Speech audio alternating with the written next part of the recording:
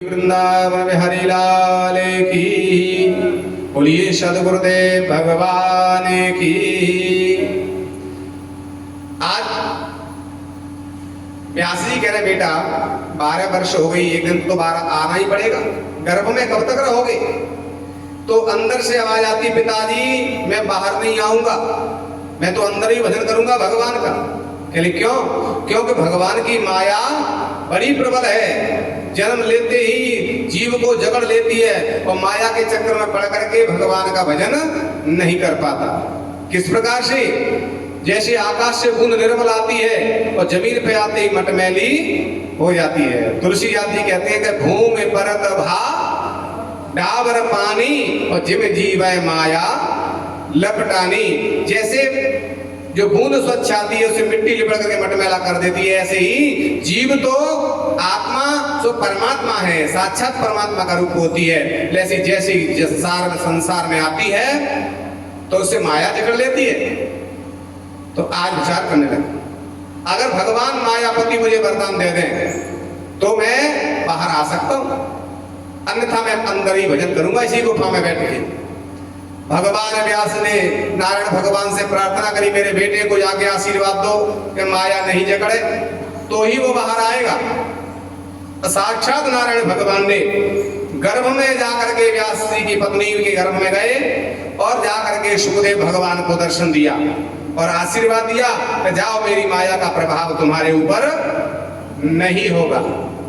भगवान साक्षात नारायण आशीर्वाद देते, गुरु का आशीर्वाद हो जाए वही माया से बच पाता है संसार में, अन्यथा बड़े बड़े ऋषि मुनि भी इस माया के चक्कर में पिस जाते हैं महाराज। इसलिए इससे बचना है तो गुरु की शरण ले लो, भगवान की शरण ले लो।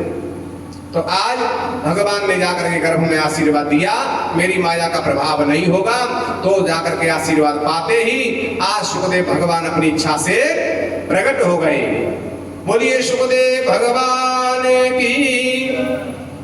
जन्म लेते ही अपने नाल को गले में लपेट करके और सुखदेव भगवान जंगल की ओर चल दिए।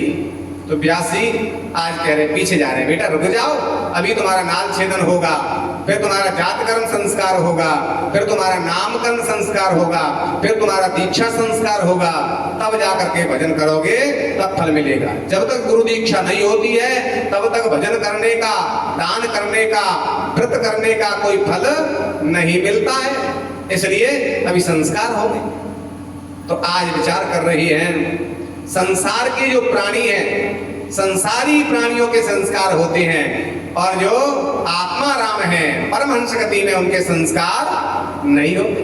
तो आज कैसा स्वरूप है कि यम प्रव्रजन्तम अनुपेतम पेत कृत्यम द्वैपायनो विरहका तरया जुहाव पुत्रेति तन्मयतया तरवो विनेदो तम सर्वभूत हृदयं मुनिमान तोष्मि।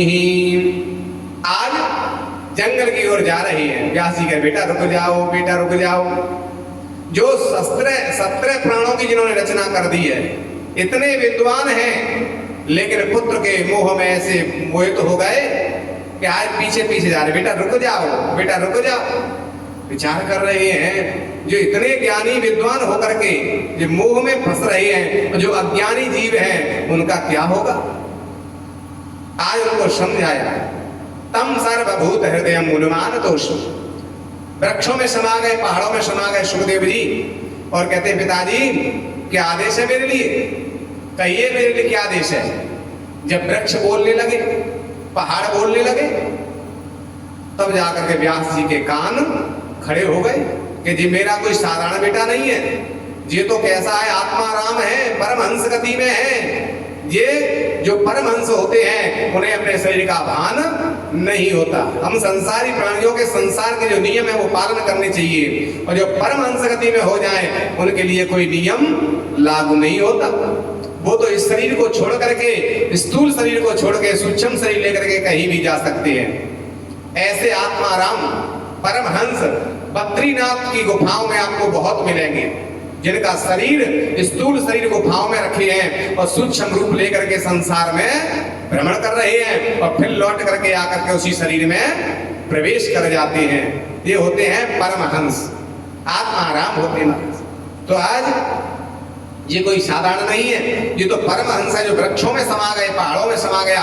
ये मेरा बेटा कोई साधारण नहीं है। संसारी प्राणी के संस्कार करे जाते हैं, इनके संस्कार करने की जरूरत नहीं है। ऐसा जान करके आज व्यास जी लौट के आ गए और आकर के अपने आश्रम में और खिन्न मन से बैठे हुए हैं। एक एक करके आज पुराणों की रचना करने लगे, मन की शांति के लिए रचना कर रहे हैं। बोली वृंदावन बिहारी लाल की, शांति से बैठो आराम से। बोली वृंदावन बिहारी लाल की। अब एक एक करके 17 प्राणों की रचना कर दी, लेकिन मन को शांति नहीं। मन शांत कब होता है? जब भगवान के चरणों में मन लग जाए, तब शांत होता है। अन्यथा मन चंचल रहता है, चलायमान रहता है, इधर उधर, कभी इधर कभी उधर कभी उधर। क्यों? क्योंकि अभी भगवान का चिंतन नहीं किया, भगवान का भजन नहीं किया। भगवान के भजन करने से मन एकाग्र होता है, चंचलता समाप्त होती है। तो आज इनके मन में अशांति है, मन खिन्न है। तो आज नारद जी उनके पास आए और नारद जी ने पूछा, पाराशर्य महाभाग भवता कस्यदात्मनः परिसुप्यन्ते शारीर आत्मा मानस एव वः। अरे पाराशर नंदन व्यास जी, आप खिन्न मन से, दुखी मन से क्यों बैठे हो? क्या बात है? कहते मैंने 17 प्राण बना दिए, लेकिन मेरे मन को शांति नहीं है। क्यों नहीं है?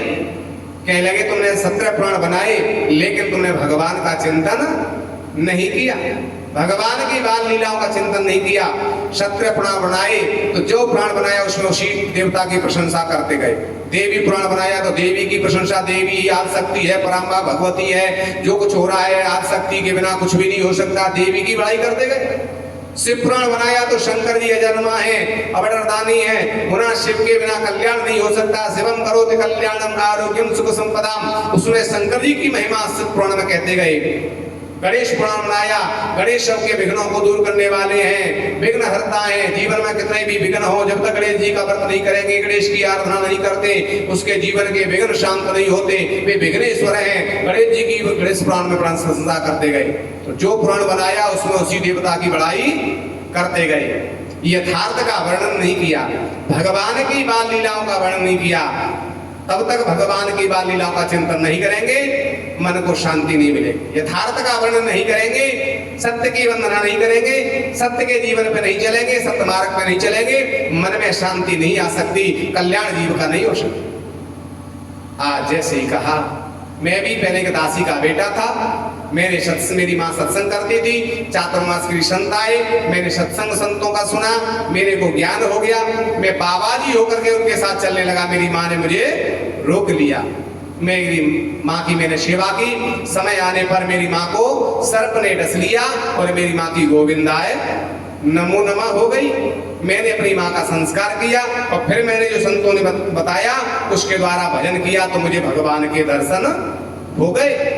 लेकिन दोबारा से मैंने प्रयास किया, फिर मुझे भगवान के दर्शन नहीं हुए। फिर मैंने कई बार प्रयास किया, फिर मैंने चिंतन किया तो उसी समय आकाशवाणी हुई, हे नारद। वह उस समय मेरा भी नाम नारद ही था कि अब तुझे मेरे दर्शन नहीं होंगे। ये तो संत की वाणी पूर्ण करने मैंने दर्शन दिया, अब तुम्हें तभी दर्शन होंगे जब तुम इस जन्म को भगवान के भजन करने से अपने प्रायश्चित करोगे, जो पहले का जो कर्म है उसको नष्ट करोगे भजन के द्वारा, अगला जन्म तुम्हें मिलेगा, तब जाकर के मेरे दर्शन होंगे। तो जब प्रलय हुई, मैं संसार में लीन हो गया और ब्रह्मा जी ने मन के द्वारा जब ऋषियों को बनाया, दशमस्तत्र नारद, तब जाकर के मेरा, नारद जी कहते हैं, मेरा जन्म हुआ ब्रह्मा जी की सृष्टि में और मैं भगवान का चिंतन करने लगा और भगवान की कृपा से आज मुझे भगवान के दर्शन हो गए। जब भगवान नारायण के दर्शन हुए तो मैंने भगवान से कहा, प्रभु सबका तो परिवार होता है और मेरा कोई नहीं है। जब मुझे आपका दर्शन करना होगा तो मैं आपको कहाँ मिलने आऊँ? कोई तो कहता है भगवान वैकुंठवासी है, वैकुंठ में रहते हैं, कोई कहते हैं भगवान क्षीर सागर में रहते हैं, कोई कहता है भगवान घटघटवासी है। अब ये बताइए तुम्हारा एड्रेस क्या है, तुम कहाँ मिलोगे? क्योंकि अब मेरा संसार में कोई और नहीं, तुम्हें मैं कहाँ ढूंढूं, कहाँ पे जाऊं? कोई कहता है वैकुंठवासी है, कोई कहते हैं क्षीर सागर में रहते हैं, कोई कहता है घटघटवासी है। अब तुम्हें कहाँ ढूंढेंगे? अपना कोई एड्रेस, कोई मोबाइल नंबर दे जाओ हमको। अब पहले मोबाइल तो चलते नहीं थे तो कैसे देते? अब कहते हैं एड्रेस मेरा एक ही है। क्या एड्रेस है? तो भगवान कहते हैं कि हरि व्यापक सर्वत्र समाना और प्रेम ते प्रकट होए भगवान। मैं प्रेम से प्रकट होता हूं, बस यही मेरा मोबाइल नंबर, यही मेरा एड्रेस है। प्रेम से मेरा जो चिंतन करेगा, भजन करेगा, मेरी प्राप्ति उसको हो जाएगी। और देवदत्त नाम का मुझे वीणा दिया तो अब मैं वीणा बजाता हूँ, हर गुण गाता हूँ। जब मैं भगवान का कीर्तन करता हूँ प्रेम से, भाव से, तो भगवान मेरे सामने प्रकट हो जाते हैं। भगवान ना कहीं से आते हैं ना कहीं जाते हैं, भगवान तो प्रेम से प्रकट हो जाते हैं। तुम्हारी भक्ति दृढ़ हो जाए, तुम्हारा भाव जागृत होता है, उसी समय भगवान वहां प्रकट हो जाते हैं। बोली वृंदावन बिहारी लाल की जय, सद्गुरुदेव भगवान की जय। आज ऐसा कह करके नारद जी वीणा बजाते हरि गुण गाते वहां से चले जाते हैं। तब जाकर के व्यास जी ने यथार्थ का वर्णन किया, सत्य का वंदना की है। पहले जो पुराण बनाया था उसी देवता की वंदना करते थे, लेकिन भागवत में किसी देवता की वंदना नहीं की है। सत्यम परम धीमहि, सत्य की वंदना की है। जो आदि में सत्य है, मध्य में सत्य है, वो अंत में भी बचता है। वो क्या बचता है? सत्य बचता है। अभी तो लोग कहते हैं अंतिम यात्रा में क्या कहते हैं? राम नाम सत्य है और सत्य बोलो गत्य है। सत्य है, भगवान का नाम ही, राम नाम ही सत्य है। ये बताते हैं कि और कुछ सत्य नहीं है।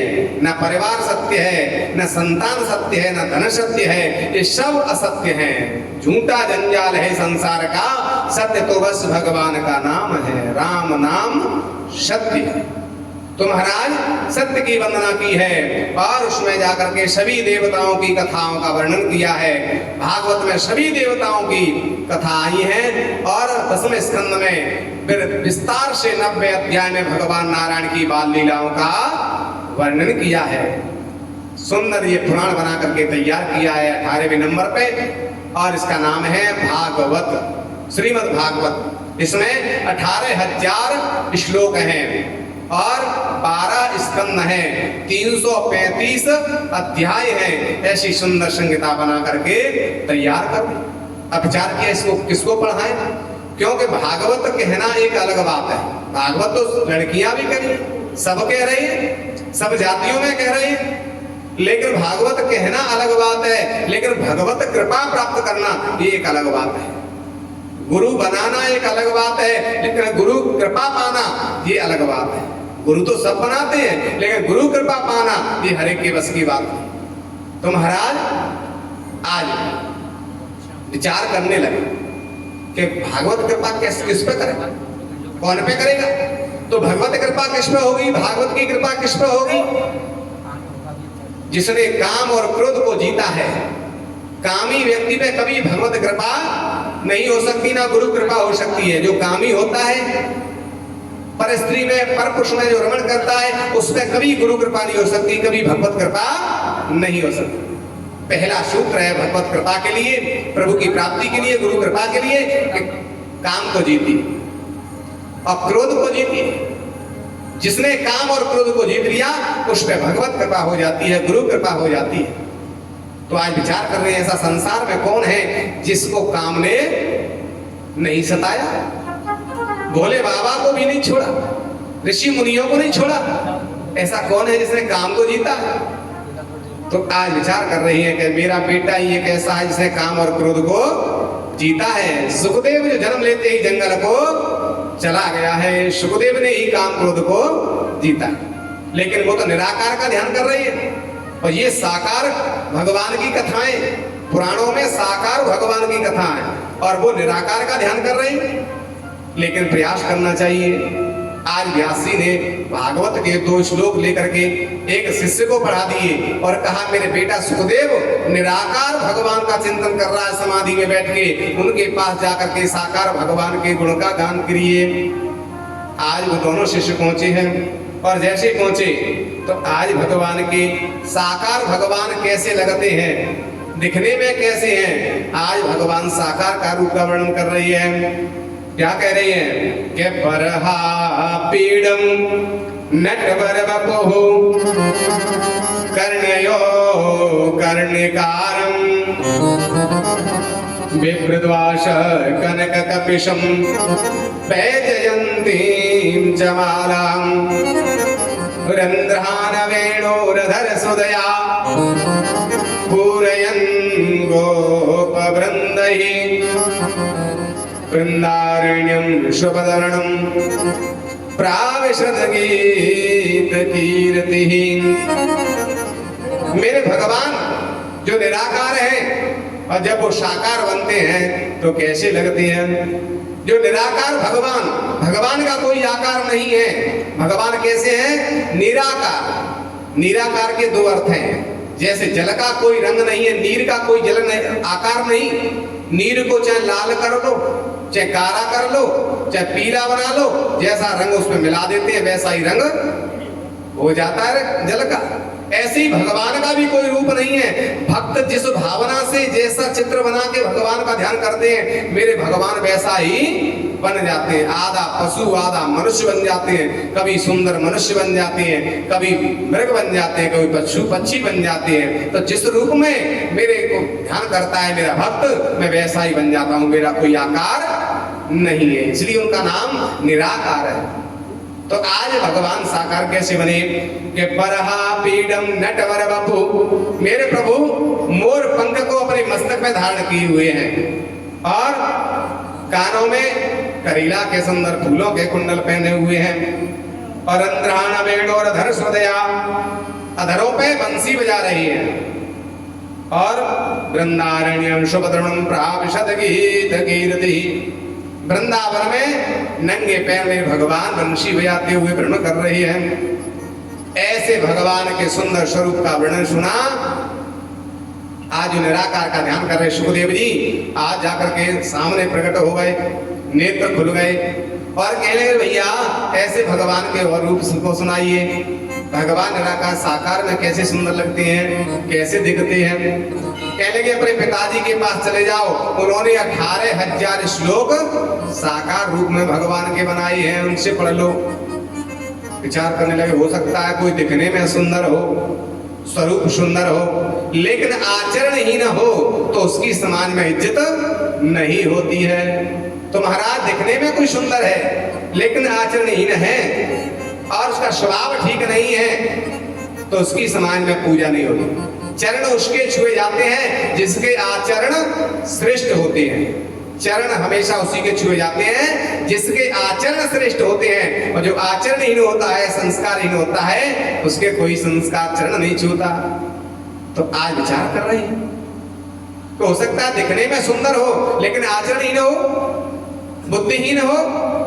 तो आज भगवान कैसे हैं, उनके क्या स्वरूप है, क्या भाव है। दूसरे श्लोक में भगवान की महिमा का वर्णन कर रही हैं, कैसा स्वभाव है मेरे प्रभु का। के अहो बकीयम स्तनकालकूटम जगांसयापाय यदा प्रसादवी लेवे गतिं धारचितां ततोन्यं कंबा दयालुं शरणं ब्रजेमः। मेरे भगवान, मेरे कन्हैया का स्वभाव कैसा है कि अहो बकीयम स्तनकालकूटम, बकासुर की जो बहन है पूतना जिसका नाम है, जहर लगा करके आई मेरे कन्हैया को मारने के लिए, लेकिन मेरे भगवान कैसे दयालु हैं। मेरे भगवान कैसे दयालु हैं कि जहर देने के लिए, मारने के लिए आई जहर लगा के, लेकिन भाव क्या था, भगवान वस्तु के भूखे नहीं है, कि तुम हमारे लिए माखन मिश्री खिला रहे हो, क्या फल खिला रहे हो, क्या दूध पिला रहे हो, कि क्या खिला रहे हो? वस्तु के भूखे नहीं है, क्योंकि भगवान कौन है? जब विश्वम्भर हैं, जो पूरे संसार का भरण पोषण कर रहे हैं, संसार को खिला रहे हैं। क्या भगवान तुम्हारे भोग के भूखे हैं? कि तुम हमारा भोग लगाओ तभी हम पाएंगे? तुम्हारे भोग के भूखे नहीं है। और तुम पैसे चढ़ाओगे तो क्या भगवान खुश हो जाएंगे? क्या भगवान तुम्हारे पैसे के भूखे हैं? साक्षात भगवान लक्ष्मीपति हैं। लक्ष्मी जिनके चरणों में चरण दबा रही हैं, क्या तुम्हारे पैसे के भूखे हैं, दक्षिणा के भूखे हैं? नहीं। तो भगवान काय के भूखे हैं? तो भगवान कहते हैं कि भाव का भूखा हूं मैं, बस भाव ही एक सार है। भाव से मुझको जो भजता, भव से बेड़ा पार है। बिन भाव कुछ भी दे मुझे स्वीकार नहीं। बिना भाव के तुम कुछ भी दोगे तो भगवान को स्वीकार नहीं। तो मेरे भगवान कैसे हैं? वो अगासुर की, बकासुर की जो बहन पूतना अपने स्तनों में जहर लगा के आई, लेकिन भाव क्या था उनका? पूतना किस भाव से भगवान के पास गई? भगवान तो भाव के भूखे हैं। किस भाव से गई थी? यशोदा की बहन बन के गई। तो भगवान की कौन हो गई? मौसी हो गई। जो माँ की बहन होती है वो कौन लगती है? मौसी लगती है। और माँ ने क्या काम करती थी? माँ यशोदा अपने कन्हैया को गोदी में लेके दूध पिलाती थी। तो मौसी ने क्या काम किया? कन्हैया को गोद में लिया और अपना दूध पिलाने लगी। तो बता रहे भगवान विचार कर रही है, तो मेरी माँ का ही काम कर रही है। तो लेभे गतिम धात्र चितांत तोन्यम कंबा दयालुम शरणम ब्रजेमः। मेरे कन्हैया ने अपनी माँ यशोदा को गति बाद में दी, और यशोदा को माँ की गति पहले ही दे दी। जब पूतना को माँ के स्थान दे दिया, माँ के धाम में भेज दिया, तो बताइए जो जहर देने वाले को भी माँ की गति दे सकते हैं, और सच्चे भाव से अगर भगवान को दूध को भोग लगाएंगे, भगवान के भाव से भजन करेंगे, क्या भाव भगवान हमारा उद्धार नहीं करेंगे? क्या भगवान हमारा नहीं सुनेंगे? क्या हम पे कृपा नहीं करेंगे? पूतना जैसे मारने वाली को भाव से उद्धार कर सकते हैं, तो हम अगर भाव से भगवान का भजन करेंगे तो क्या भगवान हमारा उद्धार नहीं करेंगे? ऐसे दयालु भगवान, ऐसा दयालु देवता संसार में और कोई दूसरा नहीं है। कन्हैया के समान संसार में कोई दयालु देवता दूसरा नहीं है। ऐसे जो भाव देखा, इतना दयालु देवता और नहीं हो सकता। आज तो सुखदेव जी जो निराकार भगवान का भजन कर रहे, उस समाधि को छोड़ करके खड़े हो गए। ऐसे भगवान की तो मुझे भी कथा सुननी है, भागवत मुझे भी पढ़ना है। ऐसे दयालु भगवान भागवत को मैं भी सुनूंगा, जो मारने वाले को भी उद्धार करते हैं। ऐसा दयालु देवता दूसरा नहीं हो सकता। सुखदेव जी ने समाधि छोड़ दी जंगल से, और पिताजी के पास बद्रीनाथ में व्यास जी के आश्रम में पहुंच गए। व्यास जी के चरणों में जाके प्रणाम किया, मुझे भागवत पढ़ना है, मुझे भागवत पढ़ा दो। आज व्यास जी गदगद हो गए। जिस बेटा के लिए हम पीछे पीछे गए, बेटा रुक जाओ, बेटा रुक जाओ, जन्म लेते ही मुझे छोड़ के चला गया, लेकिन मैं इस बेटा के चक्कर में रहा, धन के चक्कर में रहोगे तो कुछ भी हाथ संसार में नहीं लगेगा। और जब भगवान की शरण लोगे तो भगवान की कृपा से जापे कृपा राम के होई, और तापे कृपा करे सब कोई। जो भगवान की शरण लेता है उस पे उनका बेटा भी रुष्ट हो जाए, विपरीत हो जाए। अगर हम भजन करने लगे भगवान का, तो जो हमसे बैर करता है बेटा, वो भी हमारी सेवा करने लगते हैं। जो बहू सेवा नहीं करती, भगवान की भजन करोगे तो वो सेवा करने लगेगी। जो हमसे विरोध करते हैं वो भी हमारा सहयोग करने लगेंगे। ये भगवान की महिमा है, ये भजन का प्रताप है। तो आज मेरा बेटा जो चला गया था वो लौट करके मेरे पास आ गया। ये भगवान की महिमा है, ये मेरा प्रभाव नहीं है, ये भगवान की महिमा का प्रभाव है। आज कहने लगे बेटा तुमने काम क्रोध को जीता है, ये मुझे पता है, लेकिन जनक जी महाराज अगर कह दें तो ही हम तुम्हें भागवत पढ़ाएंगे। तो जनक जी महाराज के पास सुखदेव भगवान काम क्रोध की परीक्षा देने के लिए गए। आज 8 दिन में काम क्रोध की परीक्षा दे करके और उसमें उत्तीर्ण होकर के जनक जी महाराज ने उनको आज प्रमाण पत्र दिया है कि सुखदेव ने काम और क्रोध को जीत लिया है। ऐसा प्रमाण पत्र लेकर के सुखदेव भगवान आते हैं और सुखदेव भगवान ने आज कहा पिताजी मुझे भागवत पढ़ाई। तो भागवत में सभी देवताओं की कथा है, 17 पुराणों की कथा आई है। तो यहाँ महाभारत से पढ़ाना प्रारंभ किया है भागवत सुखदेव जी के लिए। आज सुखदेव जी बैठे हैं, व्यास जी उनको लिए भागवत पढ़ा रहे हैं। कहाँ से? महाभारत से। कि यदा मृधे कौरव संजयानं वीरे स्वतो वीर गतिं गतेषु ब्रकोदरावे दगदा विमर्श भगदो रुदंडा धृतराष्ट्रपुत्रः।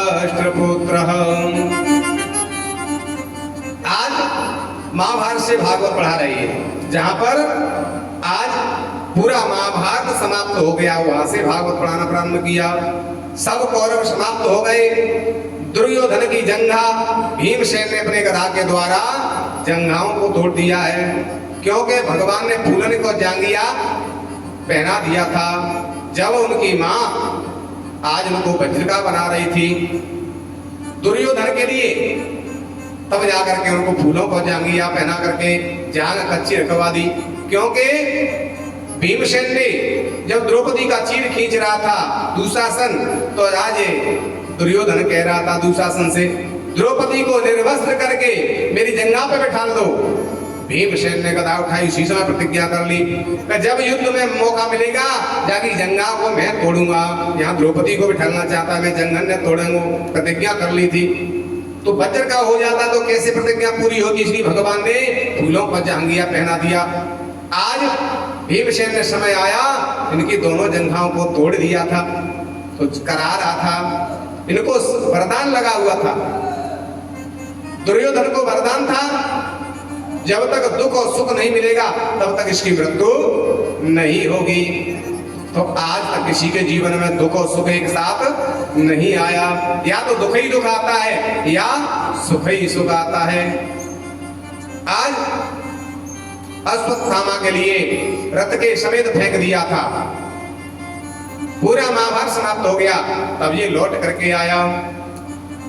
हेलो भैया, ये डोरी या माइक जोड़ लो, यहाँ से लगा दे कूलर है, डोरी जोड़ लो, डोरी है मत जनरेटर तो लगा दे करो। बोली वृंदावन बिहारी लाल की जय। आज अश्वत्थामा जब लौट के आया, सारा कौरव समाप्त हो गए। दुर्योधन की जंगा टूटी पड़ी है, करा रही है। उन्होंने कहा अगर तुमने मुझे सेनापति बनाया होता महाराज, आपकी ये दशा नहीं होती। मैं चिरंजीव हूं, सबको मार देता, पांचों पांडव मार देता। अच्छा तुम पांचों पांडव मार दोगे? कि हाँ पांचों पांडव मार दो, मैं चिरंजीव हूं। आज वो कहता है दुर्योधन अश्वत्थामा से कि तुम जाकर के भीमसेन को मार दो, उसने मेरी जंगा तोड़ी है। और तुम कहते हो सेनापति बनना चाहते, मैं तुम्हें अगर पांडवों को तुम मार दोगे तो यहां हस्तिनापुर का तुम्हें राजा बना दूंगा। तुम तो मंत्री बनना चाहते, मैं तुम्हें राजा बना दूंगा। अश्वत्थामा तो फूला नहीं समझ, मैं तो सेनापति बनना चाहता, मुझे तो राजा बनने की तैयारी है।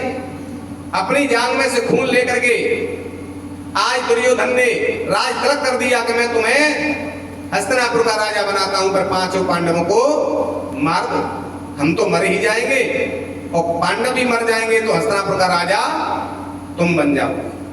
आज तो गदगद हो गया, प्रसन्न होकर के चल दिया। मुझे कोई मार नहीं सकता, मैं चिरंजीव हूं, लेकिन कैसे मारूं? पांडवों की रक्षा तो भगवान कर रही है। जाको राखे साइया और मार सके ना कोई, और बाल नमा को कर सके जो जग बैरी, पूरा संसार बैरी हो जाए। जिस पे गुरु की कृपा है, जिस पे भगवान की कृपा है, उसका कोई बाल विवाह का नहीं कर सकता। तो आज मन में विचार कर रहे, पांडवों की रक्षा भगवान कर रहे हैं, मैं कैसे मारूं? आज जाकर के विचार किया। रात्रि में जा रहा था, तब तक एक उल्लू ने एक घोंसले पे झपट्टा दिया और सबरे पक्षियों को मार दिया, बच्चों को मार दिया। उल्लू की इस दशा को देख करके आज उस अश्वत्थामा के मन में विचार आया, जैसे उल्लू ने इन पक्षियों को मार दिया सोते हुए, ऐसे ही सोते हुए पांचों पांडव मैं मार दूं, क्योंकि युद्ध में तो मार नहीं पाऊंगा, क्योंकि भगवान रक्षा करते हैं उनकी, आज सोते हुए मार दूं। ऐसा विचार करके जैसे गए, रात्रि में जा रहा था, पांचों पांडव सो रहे थे, लेकिन भगवान को नींद नहीं आई। भगवान को नींद क्यों नहीं आ रही? क्योंकि जब भक्त में कोई संकट आता है तो गुरु को नींद नहीं आती, भगवान को अपने भक्त की चिंता होती है, उनको नींद नहीं आती। आज भगवान पहुंच गए पांचों पांडवों के पास कि ये तो बड़ी गहरी नींद में सो रहे, इनको मारने के लिए अश्वत्थामा आ रहा है। भगवान पहुंच गए, भगवान ने कहा पांडवों से खड़े हो जाओ, चलो मैया की पूजा करनी अभी, जिन मां भगवती की कृपा से, आदिशक्ति की कृपा से तुम्हें विजय मिली है महाभारत के युद्ध में, उन आदिशक्ति परमा भगवती की पूजा करनी है। पांचों पांडव खड़े हो गए, चल दिए भगवान के साथ। ये नहीं कहा कि अभी रात्रि है, सो रही है, सवेरे करेंगे, ब्रह्म मुहूर्त में करेंगे कि वाम मुहूर्त में करेंगे, अच्छे मुहूर्त में पूजा करेंगे, क्योंकि गुरु जब आदेश कर दें वही सबसे बड़ा श्रेष्ठ मुहूर्त होता है। अपनी बुद्धि नहीं लगाना चाहिए, गुरु जो कह दे उसी कार्य को करना चाहिए, उसमें अपनी बुद्धि नहीं लगाना चाहिए। तो आज भगवान जो आदेश करते हैं, गुरु जो आदेश कर दें, उसमें अपनी बुद्धि का प्रयोग नहीं करें, उसी से कल्याण होता है भक्त का, जीव का। आज भगवान के साथ पांचों पांडव चल दिए। पांचों पांडवों के पुत्र सो रहे, उनसे कहा तुम भी चलो। तब पुत्र कहते हैं पिताजी जा रहे हैं तो हम क्या करेंगे, बड़े बूढ़े करे आवे तो वही में मायू पूजा है, क्योंकि बड़े बूढ़े तो बात मान जाते हैं, लेकिन जो जवान होते हैं वो बात को नहीं मानते हैं, और जो माता पिता गुरु की बात नहीं मानते उनका कभी कल्याण नहीं होता। शास्त्रों में ऐसा बताया है कि माता पिता गुरु हरि की वाणी और बिना ही विचार करें शुभ जाने। माता पिता गुरु भगवान जो आदेश करें, प्रेरणा करें, उसे तत्काल कर दो, अपनी बुद्धि मत लगाओ। हो सकता है अपनी बुद्धि लगाओगे तो उसमें फल ना मिले, गलत काम हो जाए, इसलिए जो गुरु ने कह दिया उसी को करना चाहिए, भगवान कहे उसी को कर देना चाहिए। आज पांडव तो चल दिए, लेकिन पांडवों को तो कहते हैं हमको तो नींद आ रही है, पिताजी को ले जाओ, वही मुझसे पूजा करा। पांचों पांडवों के पांचों पुत्र वहां सोते रह गए, पांडव भगवान के साथ चले गए। अब अश्वत्थामा विचार करता है सोते हुए पांडवों को मार दूं। पहरे पे भोले बाबा खड़े कर गए थे भगवान, जब तक हम नहीं आए कोई भीतर नहीं प्रवेश कर पाए। भोले बाबा पहरे पे खड़े हैं, अश्वत्थामा आया, जो शिविर में घुसना चाहा भोले बाबा ने रोक दिया, कहाँ जा रहे हो, अभी भीतर नहीं जा पाओगे। तो आज भोले बाबा की स्तुति करने लगे, भोले बाबा की स्तुति कर रहे हैं, प्रार्थना कर रहे हैं। भोले बाबा तो कैसे अवडरदानी है, भोले बाबा से आज प्रार्थना करने। ओम नमः शिवाय, हरि ओम नमः शिवाय।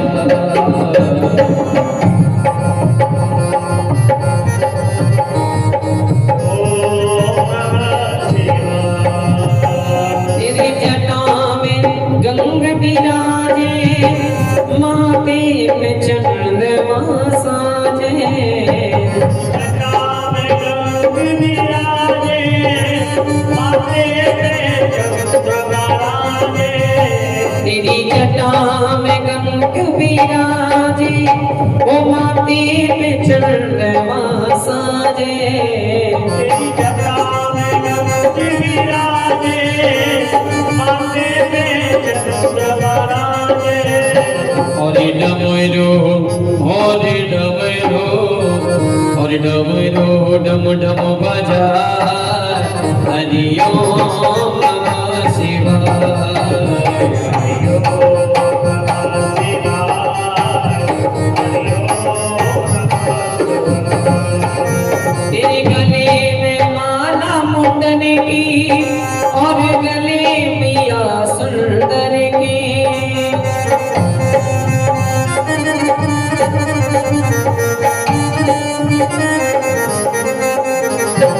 श्री राम का श्री राम का ध्यान लगा हरि ओम नमः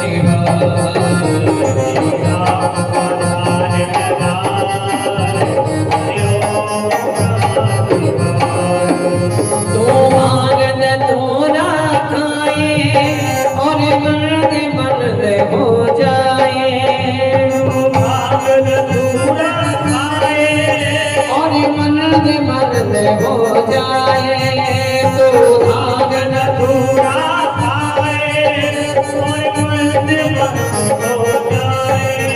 संगी हाथ में ओ संगी हाथ में संगी हाथ में लिए गोवार हरि ओम नमः शिवाय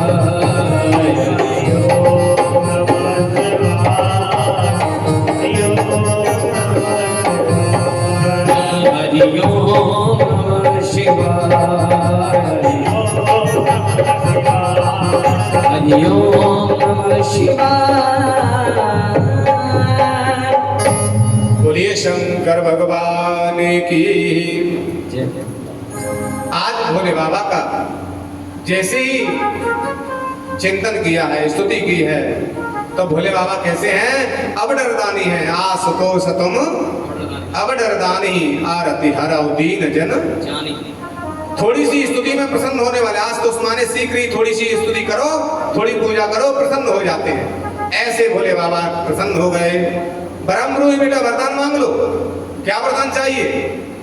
आज कहते हैं अशोत्तमा महाराज मुझे शिविर में भीतर प्रवेश कर जाने दो, घुस जाने दो, और कुछ नहीं चाहिए। भोले बाबा कहते मैं नहीं घुसने दूंगा, मैंने वचन दिया है। तो आज कहता है मुझे भी तो वचन दिया है, जो वरदान मांगे सो मांग ले। तो मेरे भी तो मुझे भी तो वचन दिया है, एक वचन तो झूठा होगा। भोले बाबा कहते हैं पीछे से घुस जाओ, आगे से तो मैं घुसने नहीं दूंगा, मैंने वचन दिया है भगवान कृष्ण के लिए। इसमें दो दरवाजे हैं शिविर में, एक पीछे का है उसमें घुस जाओ, तो वहां तुम्हारा त्रिशूल घूम रहा है, महाकाल का प्रलय काल त्रिशूल घूम रहा है। भोले बाबा कहते हैं उसको तो हम बुला लेंगे, तुम पीछे से घुस जाओ। त्रिशूल को अपने बुला लिया, हाथ में आ गया, पीछे के दरवाजे से घुस जाओ। अब जाकर भीतर घुस गया और शिविर में जाकर के विचार किया कि जैसे उल्लू ने सोते हुए बच्चे मार दिए घोंसले में, ऐसे में इनको मार दिया। अब बताओ जो उल्लू से ज्ञान ले रही है वो कितने बुद्धिजीवी होंगे। जब किसी की बुद्धि की विडंबना की जाती तो कहते हैं बिल्कुल उल्लू है। जो उल्लू उसको कहते हैं जो बिल्कुल मूर्ख होता, और उल्लू से ही ज्ञान ले रहे थे, कितने विद्वान होंगे बात। उनसे ही शिक्षा लेके काम कर रहे हैं, वो क्या कल्याण करेंगे, क्या सद्वार करेंगे, क्या उनको यश मिलेगा संसार में। उल्लू को ही अपना गुरु बना लिया, क्योंकि जिससे शिक्षा लेते हैं वो गुरु होता है। जिसके मार्ग पे ज्ञान के द्वारा हम अपना कल्याण करते हैं वो गुरु माना जाता है। आज जाकर के सोते हुए पांचों को मार दिया। विचार किया कि राजा दुर्योधन को कैसे पता चलेगा, क्योंकि राजकाज में तो सबूत चाहिए, सबूत नहीं होगा तो तुम पे कोई इल्जाम नहीं लगेगा। कोर्ट कचहरी में तो सबूत चाहिए, राजकाज में सबूत चाहिए। आज अश्वत्थामा ने पांचों के सर लेकर के, खोपड़ी लेकर के अपनी झोली में रख लिए सबूत के लिए। और राजा के पास में लो महाराज, अगर तुम मैं पहले मुझे मंत्री बना देते, तुम राजा में मंत्री होता, तो पांचों पांडव पहले मार देता। आज मैंने पांचों पांडव मार दिए, अब तो दुर्योधन की खुशी का ठिकाना नहीं रहा कि चलो हम तो मरे सो मरे, पर पांचों बैरी हमारे पांडव मर गए। जो दुष्ट होता है उसको हमेशा ये लगता है कि हम बेशक मर जाए पर हमारा बैरी भी मर जाए, हमारा सर्वनाश है जाए, लेकिन हमारा बैरी आगे नहीं बढ़ पावे। हमारा वैसा धन लग जाए कोई दिक्कत ना, नष्ट है या धन, लेकिन जाए नीचे दिखाई दे, उसको नीचे दिखाने के चक्कर में अपनी जिंदगी बर्बाद कर लेते, धन बर्बाद कर लेते। ये दुष्टों की वृत्ति है, दुष्ट लोगों के स्वभाव है। और जो भगवान के भक्त होते हैं वो क्या करते हैं, चाहे हमारा कितना पैसा लग जाए, लेकिन बुद्धि लग जाए, कितनी तपस्या लग जाए, पर जाकर उद्धार हो जाए। ये संत के लक्षण है, ये महापुरुषों के लक्षण है। तो महाराज संत में महापुरुष में बस इतना ही अंतर है कि वो दूसरे को नीचा दिखाता है दुष्ट, और संत और भगवान के भक्त दूसरे का हित करते हैं। पर हित सरिस धर्म नहीं भाई, और पर पीड़ा सम नहीं, ये महापुरुषों के लक्षण है। तो महाराज बड़ा प्रश्न हुआ। लाओ जा भीम ने मेरी जंगा टोरी, ला भीम में मरे मराए में 2-4 मुक्का दे लेंगे तो मेरी छाती ठंडी हो जाएगी। भीमसेन का सर ला करके दिया, जो हाथ में लिया दुर्योधन को क्रोध था, इसने मेरी जंगा तोड़ी है। जो खोपड़ी को दबाया तो आज उसकी खोपड़ी पिचक जाती है, हाथ से फूट गई खोपड़ी। विचार करता जी कैसा भीम है, क्योंकि भीम से मैंने युद्ध किया है। उसके ऊपर तेगा त्रिशूल फेंके, त्रिशूल की धारा टेढ़ी पड़ जाती है, रोंगटा सर का नहीं कटा, इतना वज्र का शरीर है भीम का। और जी कैसा है कि मेरे हाथ से ही खोपड़ी पिचक गई, ये भीम नहीं हो सकती, ये पांडव नहीं हो सकते। राजा दुर्योधन के मुकुट में मणि लगी हुई थी, मुकुट को उतार करके मणि के प्रकाश से जब पांचों के सर देखे, चेहरा देखे, तो अभी रेखाएं नहीं निकली थी। वो पांडव नहीं, पांचों पांडवों के पुत्र थे, क्योंकि पांडव तो भगवान के साथ चले गए, लेकिन पुत्रों ने बात भगवान की नहीं मानी। जो भगवान की, पिता की, माता पिता की बात गुरु की नहीं मानते, उनको ऐसे ही मरना पड़ता है। अगर उसी समय मान जाते भगवान की बात, ये भी चले जाते तो पुत्र भी बच जाते शायद। लेकिन हुई है सोई जो राम रच राखा, होकर तर्क बढ़ावे। जिसके भाग्य में जैसा लिखा है उसको भोगना ही पड़ता है। यस्य कर्म शुभाशुभम, उनका समय इतना ही था, इसलिए भगवान के साथ नहीं गए। विचार करने लगे, अरे अश्वत्थामा, मैंने पांचों पांडव मारने के लिए भेजा था, पुत्रों को मारने के लिए नहीं भेजा।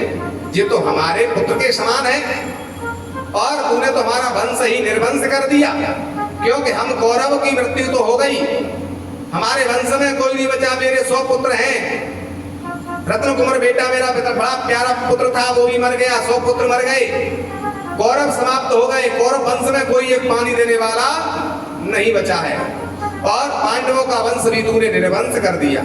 क्योंकि एक वीर पुत्र था पांडवों में, अभिमन्यु, जो चक्काबुक की लड़ाई में हम सबने मिलकर के उसको 18वीं पौर पे समाप्त किया। इतना वीर था, सबने मिलकर के 18वीं पौर पे मारा। ऐसा वीर बेटा को हमने मार दिया पांडवों का, और ये 5 पुत्र बच गए, ये तुमने मार दिए, तो कौरव पांडवों के पास संतान समाप्त हो गई।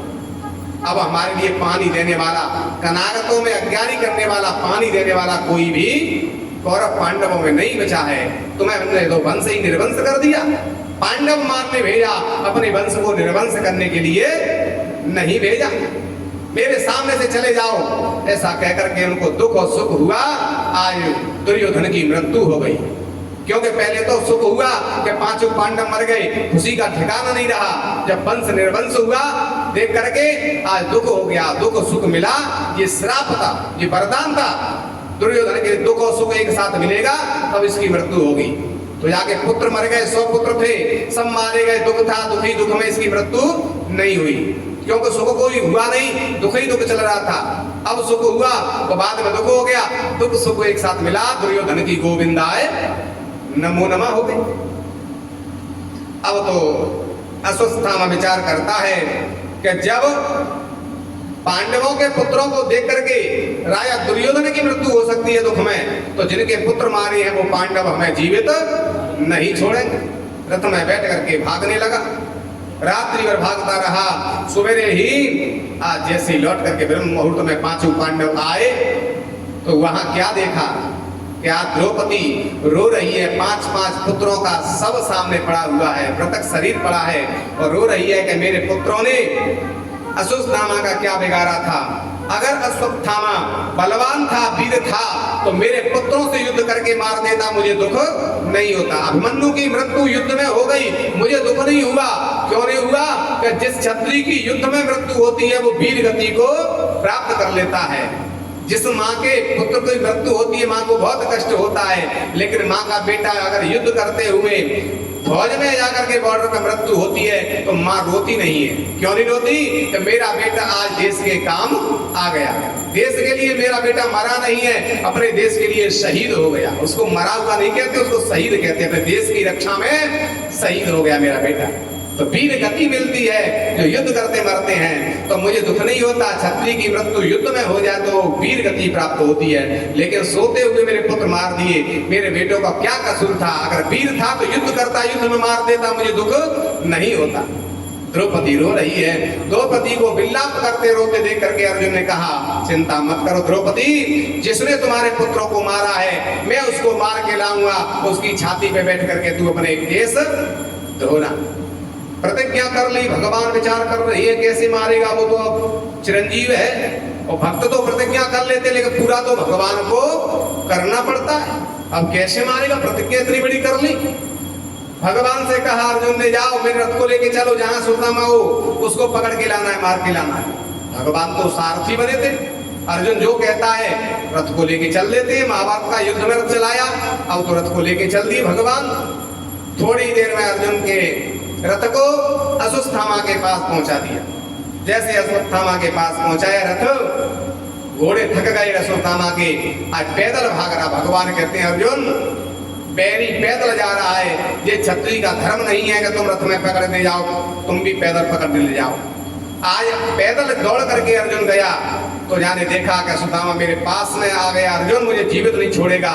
अपनी रक्षा के लिए आज ब्रह्मास्त्र प्रकट कर दिया, प्रलयकालीन अग्नि प्रकट हो गई।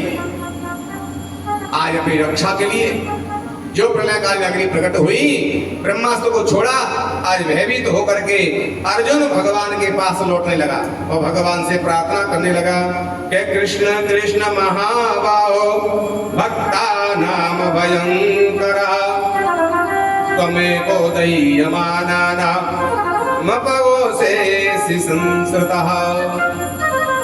अरे कृष्ण मेरी रक्षा करो, ये प्रलयकालीन अग्नि मुझे समाप्त कर देगी। भगवान कहते हैं अर्जुन ये प्रलयकालीन अग्नि नहीं है, ये ब्रह्मास्त्र है, और ब्रह्मास्त्र को ब्रह्मास्त्र रोक सकता है। कांटे को कांटे से निकालते हैं, लोहे को लोहे से काटते हैं। अगर तुझे बचना है तो ब्रह्मास्त्र से ब्रह्मास्त्र को रोक, ब्रह्मास्त्र चलाओ। आज गुरु ने ब्रह्मास्त्र अर्जुन को चलाना भी सिखाया और शांत करना भी सिखाया था। वो अपने बेटे असुरदामा को चलाना सिखाया लेकिन शांत करना नहीं सिखाया। क्यों नहीं सिखाया? क्योंकि मेरा बेटा दुष्ट है, ये नेक नेक बात में ब्रह्मास्त्र खा लेगा। इसलिए जो दुष्ट होता है उसे भगवान कोई ऐसी विद्या नहीं देते, गुरु ऐसी शिक्षा नहीं देते कि संसार को परेशान करे। लेकिन जो अधिकारी होता है गूढ़ तत्व साधु दुरावे, आरत अधिकारी जहां पावे। तो आज अर्जुन को अधिकारी समझा, उसको चलाना भी सिखाया और उतारना भी सिखाया। अर्जुन के लिए अर्जुन से कहा तुम जाके ब्रह्मास्त्र चलाओ और शांत करके दोनों को उतार लो। ब्रह्मास्त्र के द्वारा ब्रह्मास्त्र गुरु का शांत करके उतार लिया। अर्जुन ने जाकर के आज अश्वत्थामा को पकड़ लिया और रथ के पीछे बांध लिया। आज जैसे बांधा, भगवान कहते हैं अर्जुन तूने तो कहा कि मार के लाएंगे, अब इसको मारता क्यों नहीं? अब अर्जुन ने विचार किया कि अश्वत्थामा तो चिरंजीव है, ये मरने वाला नहीं है। आवेश में क्रोध में आके तो हमने प्रतिज्ञा कर ली, लेकिन ये तो चिरंजीव है, इसको कैसे मारे? इसलिए कहने लगा अर्जुन सुनो महाराज, ये मेरा बैरी नहीं है। द्रौपदी के 5 पुत्र मारे हैं और द्रौपदी जैसा कहेगी वैसा दंड हम इसको देंगे, मेरा अपराधी नहीं है। भगवान समझ गए बा चेला, पक्के गुरु के चेला बदरी रास्ता से निकल गए, क्योंकि चिरंजीव है, मरने वाला तो है नहीं है। तो इसलिए जो पक्के गुरु के, पहुंचे हुए गुरु के, समर्थ गुरु का जो शिष्य होता है वो कोई ना कोई रास्ता निकाल लेता है। इसलिए तुम तो बदरी रास्ता से निकल गए। और द्रौपदी कभी इसको मारने के लिए नहीं कहेगी, क्योंकि दया की मूर्ति है, उनके अंदर तो दया है, वो कभी किसी जीव को मारने के लिए नहीं कह सकती। आज जैसे ही द्रौपदी के पास में पहुंचा अर्जुन, रथ के पीछे गुरु का पुत्र बना हुआ देखा पशु की तरह, तो आज द्रौपदी कहती है कि मुंचिता मुंचिता मेषा ब्राह्मणो नितराम गुरु। आज इसको छोड़ दो, गुरु का पुत्र है। ये गुरु की जो पुत्र होता है वो भी गुरु के समान होता है। आत्मा वही जायते पुत्र, पिता की आत्मा ही पुत्र के रूप में प्रकट होती है, इसलिए छोड़ दो। कहले 5 पुत्र मारे हैं, कैसे छोड़ दूं इसको? मैं इसको समाप्त कर दूंगा, हमारे 5 पुत्र मारे हैं। आज जैसी कहा तो द्रौपदी कहती है अगर तुम इसको मार दोगे गुरु पुत्र को तो मेरे 5 पुत्र जीवित हो जाएंगे। अर्जुन खड़ा रह गया कि जीवित तो नहीं होंगे। तो द्रौपदी कहती जब को तुम किसी को जिंदा नहीं कर सकते, जीवन दान किसी को नहीं दे सकते, तो मारने का अधिकार तुम्हें किसने दे दिया? जो किसी को जिंदा नहीं कर सकता है तो उसे मारने का भी कोई अधिकार नहीं है। भगवान ने 6 अधिकार किसी को नहीं दिए। हानि लाभ जीवन मरण यस अपयस विधि हाथ। किसको मारना है किसको बचाना है ये भगवान का काम है। लोग कहते बात बात हम मार देंगे तुम्हें, जैसो कर देंगे तुम्हें, मार देंगे, वो कर देंगे। मारना कोई हंसी खेल है? बच्चों का खेल है। जब तक भगवान के यहाँ से समय नहीं पूरा हुआ है तो कोई भी मारने वाला नहीं है। तो महाराज ये मारना और बचाना भगवान के हाथ में। जब तुम किसी को जिंदा नहीं कर सकते तो मारने का अधिकार तुम्हें कहां से मिलेगा? आज अर्जुन तो शांत हो गए। जो मान छोड़ने को तैयार हुए तो भीमसेन की लाल लाल आंख हो गई, गदा को हाथ में उठा लिया। अगर द्रौपदी की बात मान के इसने छोड़ दिया भैया अर्जुन ने, तो मैं अपनी गदा से मार दूंगा, मेरे 5 बेटा मारे। आप तो भीम मारने को तैयार, द्रौपदी बचाने को तैयार, तो यहाँ तो महाभारत होने को तैयार हो गया। भगवान ने 4 भुजा लेके मेरे द्वारकाधीश प्रकट हो गए और 2 भुजा से भीमसेन को पकड़ लिया, 2 भुजा से द्रौपदी को साध लिया है। और भगवान ने जब दोनों को शांत किया तो आज अर्जुन कहता है कि महाराज मैं क्या करूं? कहने लगे आप मुझको रास्ता बताओ। द्रौपदी कह रही है कि मार दो, और भैया कह रहा है कि मार दो, द्रौपदी कह रही है छोड़ दो। अगर पत्नी की बात मान के मैं छोड़ता हूं तो भाई भाई में विरोध हो जाएगा, और भाई की बात मान के मैंने मार दिया तो पत्नी मुझसे रुष्ट हो जाएगी। पत्नी कहेगी हमारी काय को माने को, हम तो दूसरे को तक है, तो हम तो आए रोटी बनावे घर में रहे, बस यही में चूल्हे में मुड़ दे भी आए, हमारी काय को सुनोगे? अपने भैया ने की सुनोगे? बिना की कही करोगे तो पत्नी रुष्ट हो जाएगी। और पत्नी की कही कर दी तो भाई भाई के बैर हो जाएगा। भैया कहेंगे काय को माई सुने वो काली गुड़ की आ गई है, तो जो कान में मंत्र पड़ेगी वही तो करेगा। काय को भैया ने की सुने जब ते आई कल लगो और तब से झूठी धन लगो। जिसने अपना दूध पिला के बड़ा किया तो माँ को छोड़ देता है, लेकिन जो कान में मंत्र देती है रात भर बस उसी की कही करता है। तो महाराज अब तो यहाँ विरोध खड़ा हो जाएगा। भाई गत सांप छछू नर केरी, भाई की बात मानता हूं तो पत्नी रुष्ट हो जाएगी, पत्नी की बात मानता हूं तो भाई विरोध मानेगा। अब क्या करें? तो भगवान से पूछा प्रभु तुम बताओ, मैं तो महाभारत में युद्ध भी नहीं कर रहा था, लेकिन जब तुमने मुझे ज्ञान दिया तब मैंने गांडीव उठाया, तब युद्ध किया है। तो तुम मेरे गुरु हो, गुरु जो कहेंगे मैं तो वही करूंगा, बताओ क्या करूंगा? तो भगवान कहते हैं कि ब्रह्म बंधुर्न हंतव्य आतताई वधारण। भगवान कहते हैं कि ब्रह्म बंधुर्न हंतव्य, ब्राह्मण को कभी नहीं मारना चाहिए।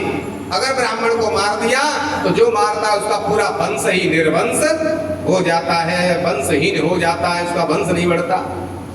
और आतताई वधारण, आतताई चाहे ब्राह्मण ही क्यों नहीं हो, लेकिन ये उसको दंड देना चाहिए, ये शास्त्र कहता।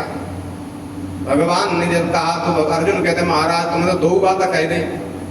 ये ब्राह्मण भी है कि ब्राह्मण को मारो मत, वो आतताई को छोड़ो मत। तो ये आतताई है, सोते हुए बालकों को मारने वाला, गांव में आग लगाने वाला आतताई माना जाता है। तो बताओ तुम पहले कह दिया तो जो कह छोड़ दो तो छोड़ देते कि भगवान की बात गुरु की बात, और मारने की कहो तो मार दूं, बोल तुम कहो। आज भगवान की बात को समझ गया अर्जुन।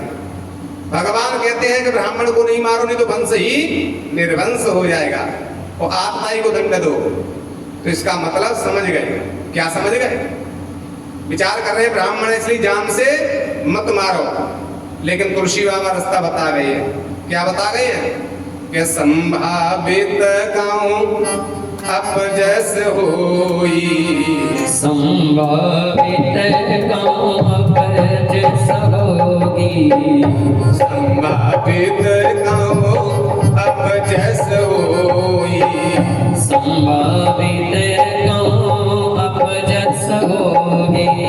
मरण कोटि सम दारुण होई, मरण कोटि सम दारुण होई, संभावित गाँव अपजस होई, संभावित गाँव अपजस होगी। अर्जुन पक्के गुरु के चेला हैं, समझ गए भगवान की तरह सारा कर रहे हैं कि ब्रह्म बंधुर न हंतव्य, ब्राह्मण को कभी नहीं मारना चाहिए और आतताई को दंड भी देना चाहिए। तो ब्राह्मण का दंड क्या है? जान से नहीं मारो, संभावित अपजस हुई। जो समाज में जिसकी सबसे बड़ा ऊंचा पद हो, ऐसे सम्मानित व्यक्ति का अपमान कर दिया जाए भरी सभा में, तो मरने से ज्यादा कष्ट हो जाता है।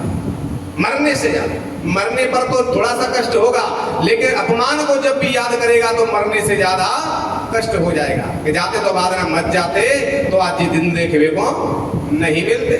जब भी उसको अपमान को याद करेगा तो मरने से ज्यादा कष्ट हो जाएगा। तो संभावित अपजस होई और मरण कोटि सम, करोड़ों बार मरने के समान उसको कष्ट होगा। सम मरण कोटि सम दारुण होई। तो आज गुरु का जो पुत्र है, तेज की मणि थी मस्तक में, अपनी तलवार के द्वारा आज वो मणि को निकाल लिया, तेजहीन कर दिया अश्वत्थामा के लिए। आधी दाढ़ी काट ली, आधी मूछ काट ली और सर के बाहर काट लिए और कार और मुंह करके और ढक्का देके अपमानित कर दिया। गुरु का पद सबसे बड़ा होता है, भगवान से भी बड़ा पद गुरु का माना गया। और पूरे भरे दरबार में अपने परिवार के सामने, सबके सामने उसका अपमान करके ढक्का देके अपमान कर दिया। तो आज मरने से भी ज्यादा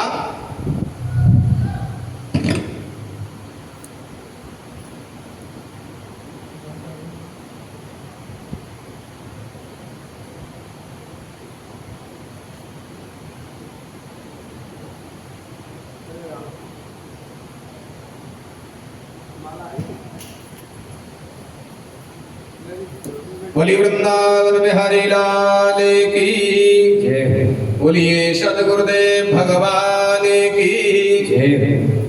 आज अपमान करके गुरुपुत्र को जब निकाल दिया तो जाकर के भीमसेन को क्रोध आ गया। पत्नी की कही करी है, मेरी कही नहीं करी। अर्जुन जाकर के भीमसेन के पास पहुंचे, देख भैया द्रौपदी तो कह रही थी छोड़ दो, लेकिन हमारे पुत्र मारे हैं और तुम्हारी कही करी है, हमने उनको अपमान कर दिया। क्योंकि गुरु का पुत्र है, ब्राह्मण है, अगर मारेंगे तो वंश निर्वंश हो जाएगा। और तुम्हारी कही करी है, अपमान कर दिया है, तो संभावित अपजस होई और मरण कोटि सम दारुण होई। मतलब करोड़ों बार मरने के बराबर कष्ट कर दिया, अपमान कर दिया है, तुम्हारी कही करी है। तो भीमसेन खुश हो गए, चलो मेरे बदलो ले ले भैया, हो तो अर्जुन जैसो कना भूल गए। अब द्रौपदी को दुख हो गया कि भगवान गुरु के पुत्र का अपमान कर दिया, ब्राह्मण का अपमान कर दिया, ये क्षत्रिय का धर्म नहीं है। तो जाकर के पास में पहुंच गया द्रौपदी के, द्रौपदी तुम्हारी कही करी है, वैसे तो आज 5-5 पुत्र मारे हैं अर्जुन ने, अश्वत्थामा ने। अर्जुन कहता है मैं इसको मार देता, और तुमने कही था तो मैंने छोड़ दिया है, तुम्हारी कही मैंने करी है। तो आज द्रौपदी भी खुश हो गई, चलो पति हो तो अर्जुन जैसा जो पत्नी की बात माने वो पति है। तो आज द्रौपदी को भी खुश कर दिया, भीमसेन को भी खुश कर दिया, और बात एक की मानी नहीं। क्योंकि मालिक वही बन सकता है, मुखिया वही बन सकता है। तुलसी बाबा कहते हैं कि मुखिया मुख सो चाहिए और खान पान कहूं एक। क्योंकि हमारे शरीर में कितनी इंद्रियां हैं, लेकिन मुंह से हम खाते हैं और सब इंद्रियों को बराबर पोषण मिल जाता है। जिसने पोषण की जिसको जरूरत है उतना पोषण उसको प्राप्त हो जाता है। तो खाते एक जगह से हैं और व्यवस्था पूरे शरीर की हो जाती है। ऐसे ही मुखिया मालिक वही बन सकता है जो सबका ध्यान रखता है। अगर हमारे पास कुत्ता भी है तो उसका भी ध्यान रखना चाहिए कि वो हमारी आस करता है, वही मालिक बन सकता है, वही मुखिया बन सकता है। तो आज सुने सबकी और करे मन की। सब एक जने की कही करोगे तो बस एक तरफा हो जाए, उनकी सुनते हैं, उनकी बात मानते, हमारी नहीं मानते, विरोध हो जाएगा, बैर हो जाएगा। इसलिए सुनो सबकी और करो मन की। मन की माने परमात्मा की। जो सतमार्ग है, जो शास्त्रों में बताया है किससे कल्याण होगा सबका, वही काम करना चाहिए।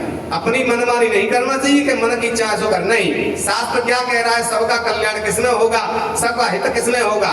तो सबकी सुनो और करो मन की। मन की माने शास्त्र की। शास्त्र जो कह रहा है वही काम करना चाहिए।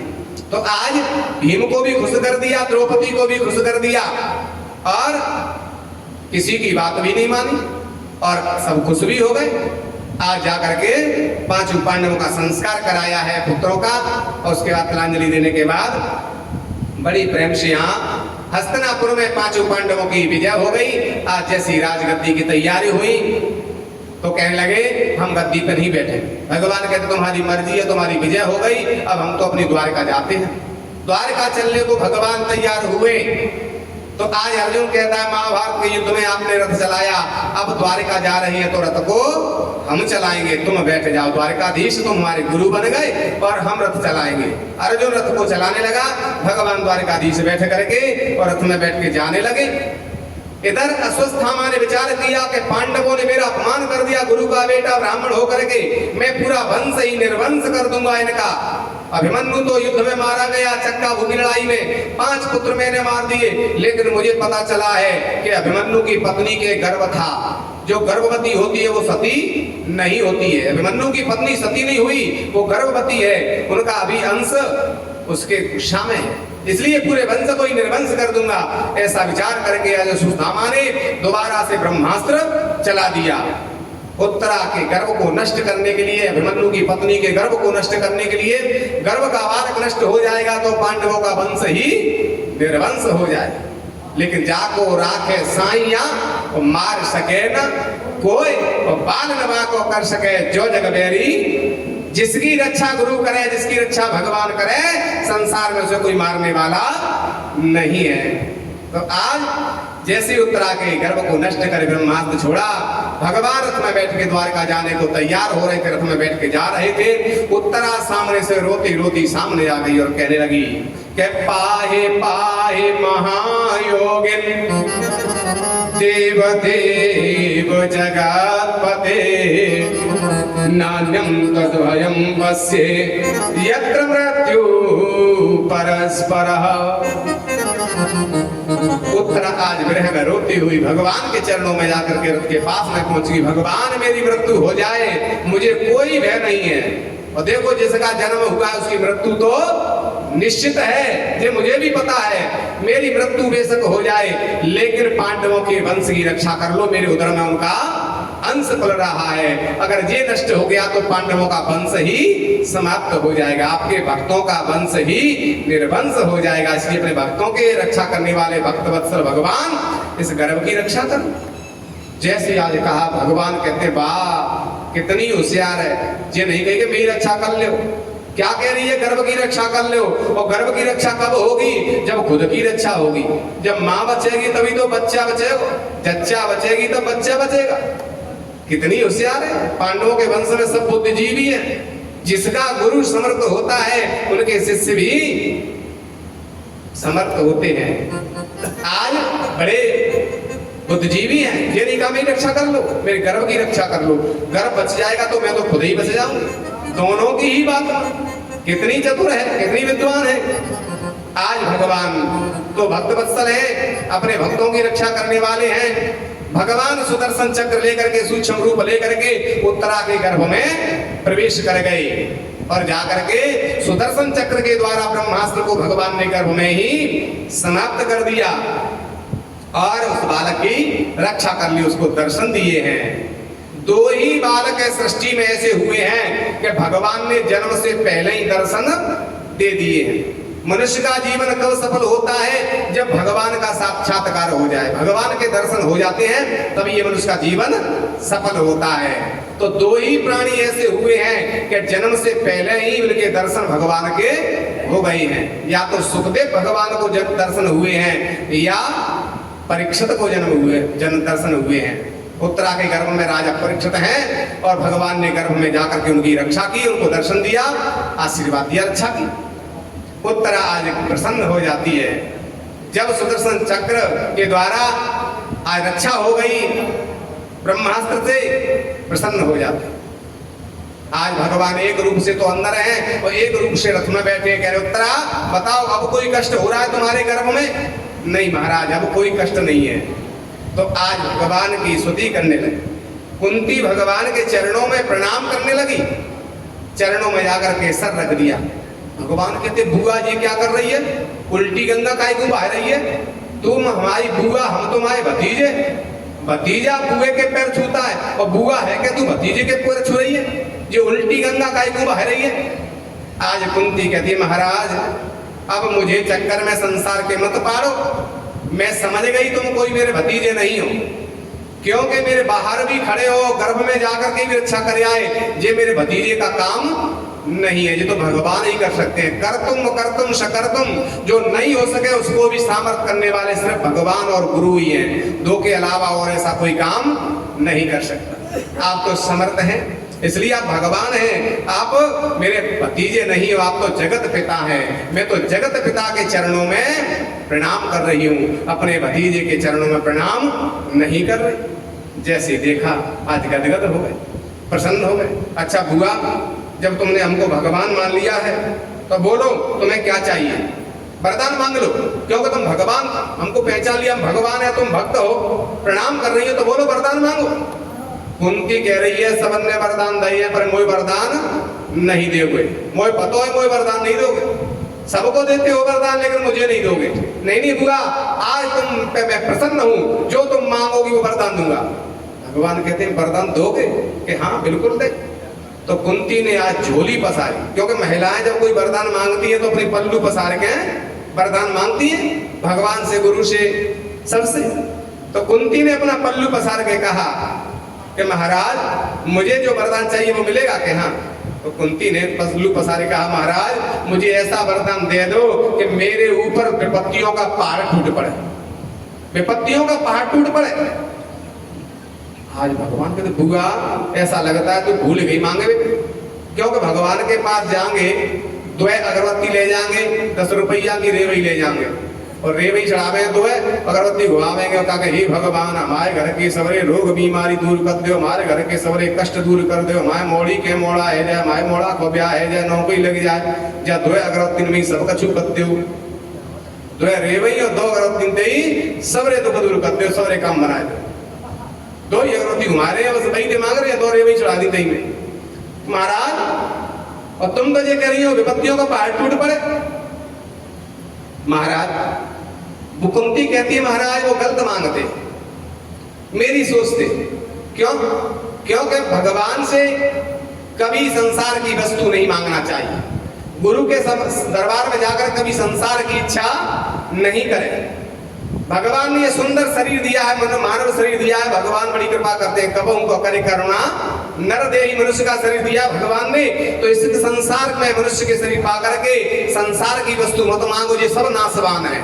जो भी यहाँ मिला है, चाहे पुत्र मिला है, चाहे धन मिला है, चाहे पत्नी मिली है, चाहे नौकरी मिली है, सब यहीं की यहीं छूटने वाली है, धन यहीं की यहीं छूटने वाला है, कोई सार नहीं है इसमें। इसलिए भगवान जब से प्रकट हो जाए या गुरु से मांगना है तो संसार की नहीं, भगवान के चरणों की भक्ति मांगे, भगवान की कृपा मांगे और भगवान का हो जाए। बस प्रभु ऐसी कृपा कर दो कि आपको ही मांग लो, तुमसे तुम ही को मांगना चाहता हूँ। प्रहलाद जी कहेंगे बस आप ही मेरे हो जाओ और कुछ नहीं चाहिए। तो आज कुंती क्यों मांग रही है दुख? क्योंकि पता है कि जब हमारे पुत्रों पे दुख आया तो द्वारिका छोड़ के रथ चलाने के लिए हस्तिनापुर आ गई, और जब राजगद्दी मिली, सुख मिला, तो हमें छोड़ के द्वारिका जा रही है। तो हमें ये संसार का राजपद नहीं चाहिए, सुख नहीं चाहिए, भगवान के दर्शन चाहिए। हमें तो भगवान के दर्शन होते रहे। और दर्शन कब होंगे? जब हमारे जीवन में दुख होंगे, संकट होंगे, तो रोज भगवान के दरबार जाएंगे। खुशी में और सुख में कोई भगवान के दरबार में नहीं जाता। अरे काय को गर्मी पड़ रही है, क्या करेंगे? गर्मी में क्या करेंगे? जाके इतने दूर जाएंगे, गर्मी पड़ रही है, कोई नहीं जाता। और दुख आवेगा तो ना गर्मी दिखेगी ना धूप दिखेगी, दौड़ के गुरु महाराज के चरण, हे गुरु महाराज कैसे कृपा करते हो, दर्शन दे दो, हमारे कष्ट दूर कर दो। कितनी गर्मी पड़ रही हो, धूप पड़ रही हो, चाहे वर्षा है रही हो, तो गुरु महाराज के यहाँ पहुंच जाएंगे, भगवान के दरबार में जाएंगे। तो इसलिए आज कुंती कह रही है, क्या कह रही है कि सुख के माथे सिल पड़े जो हरे हृदय से जा, सुख के माथे सिल पड़े जो हृदय से जा, बलिहारी बात तो की जो पल पल नाम रटाए, भैया पल पल नाम रटा, दुख में सुमिरन सब करे, सुख में करे रखो, जो सुख में सुमिरन करे तो दुख काहे को, ओ भैया दुख काहे को। आज कुंती कह रही है कि सुख के माथे सिल पड़े, हमें सुख नहीं चाहिए, राज्य नहीं चाहिए, सुख के माथे सिल पड़े जो हरि हृदय से जाए। भगवान द्वारका जा रहे हैं इसलिए हमें ऐसा सुख राज्य नहीं चाहिए। और बलिहारी वा दुख को जो पल पल नाम रटाए, हमें तो दुख चाहिए, भगवान के दर्शन होते रहे, भगवान का चिंतन चलता रहे, इसलिए हमें तो दुख चाहिए, विपत्तियों का पहाड़ टूट पड़े, ऐसा वरदान दे। भगवान समझ गए कि बुआ दुख इसलिए मांग रही है कि हम द्वारका जा रहे हैं, हमारे पास ही बने रहे। तो आज भगवान कहते बुआ तुमने जो वरदान मांगा है वो हमारे खजाने में नहीं है। कहां से थे? क्योंकि भगवान के खजाने में दुख नहीं है। दुख तो दुख संसार में है, दुखालय तो संसार है, भगवान के लोक में तो दुख है ही नहीं। भगवान के लोक में तो सुख ही सुख है, सुख की दुख की तो भ्रांति भी नहीं है। और यहाँ संसार में दुख ही दुख है, सुख की भ्रांति है। तो महाराज अब बुआ हमारे तो लोक में, हमारे खजाने में तो दुख है ही नहीं। दुखिया आते हैं और खुशी होकर के जाते हैं। जितने भी दुखिया आते हैं भगवान के दरबार में जुड़ जाते हैं, गुरु से जुड़ जाते हैं, सबरे दुख उनके दूर हो जाते हैं। यहाँ दुख दूर किए जाते हैं, भगवान के दरबार में दुख दर्द मिटाए जाते हैं, ऐसा कहते हैं ना। तुम्हारा यहाँ तो दुख है ही नहीं, तो आज क्या करें? तो मैं तुम्हारे पास रुक जाऊं? तो जी सीधी तो कह रही है। तो भगवान कहते हैं बुआ तुम्हें देने के लिए वरदान नहीं है, लेकिन मैं तुम्हारे यहाँ रुक जाता। भगवान आज द्वारका जाना स्थित कर देते हैं और हस्तिनापुर में ही रुक गए।